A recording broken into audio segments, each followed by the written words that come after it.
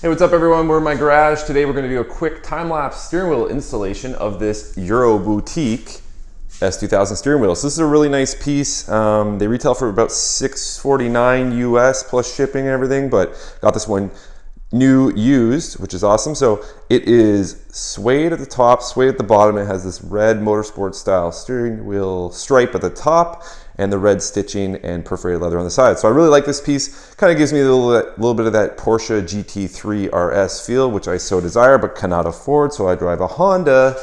But yeah, let's get this quick install going and you guys can see what it looks like after. Before removing the steering wheel, I've already disconnected the battery. Once you do that, there's a small plastic panel behind the steering wheel on each side, one on each side, and underneath that there's a T30 Torx bit screw.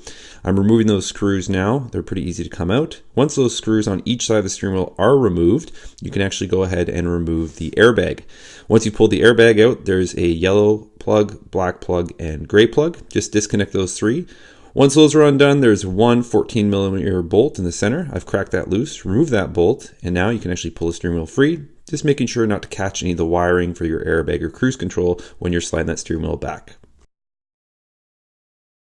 What I love about these Euroboutique steering wheels is they're actually just a stock S2000 steering wheel that's been rewrapped in whatever materials you order them in, so swapping all the internals over from your old wheel to the new one is fairly straightforward. You want to start by removing the two Phillips screws on the back here that loosen your cruise control buttons, and then you take a number 5 hex bit to remove these 3 bolts, which is actually from the U-shaped bracket, which is your horn button. After you remove those 3 bolts, you can see I'm doing that here. There's 4 Phillips screws left. So there's 2 at the bottom, 2 at the top. Make sure to remove those. There's a little metal bracket along the top of the steering wheel, which you'll see me remove here. Once that's removed, you can pop out your cruise control buttons and you're pretty much done. Drop your new steering wheel into the old plastic rear cover, pop your cruise control button in, pop the metal bracket along the top back in, 2 Phillips screws up top, and then your 2 Phillips screws at the bottom. Again, this is a OEM steering wheel, right? So everything just goes back in the same way that you took it out. It really only goes back in one way, so just take your time with it. Make sure everything's snugged up evenly. You got your 3 bolts here for that U-shaped bracket. Again, I like to check everything over at the end, make sure everything's nice and snug and tight. Don't need to crank everything too tight, but nice and snug is good. Check the back screws for the cruise control, and you're pretty much good to go.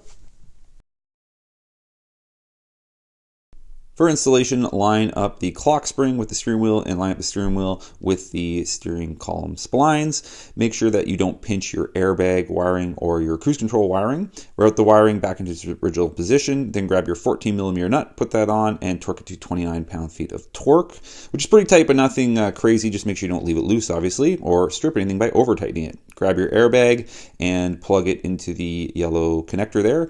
Route the connector back in its original position and place the airbag in the center of the steering wheel.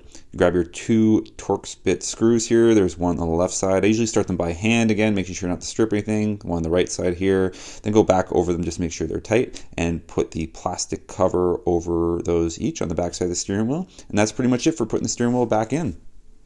And just like that, the installation is complete. I'm really happy I chose this Euroboutique steering wheel over other aftermarket options. As I mentioned before, I get to retain my factory cruise control and airbag, and this is a street car that sees the track and not a dedicated track car, so keeping those things is really important to me. I also think it's really important to upgrade things that you can touch and feel in the interior of your vehicle. So this steering wheel combined with a Spoon Sport shift knob and my beautiful Recaro pole position seats really complete the interior of this vehicle. I hope you guys enjoyed this installation, so please make sure to like and subscribe for more content.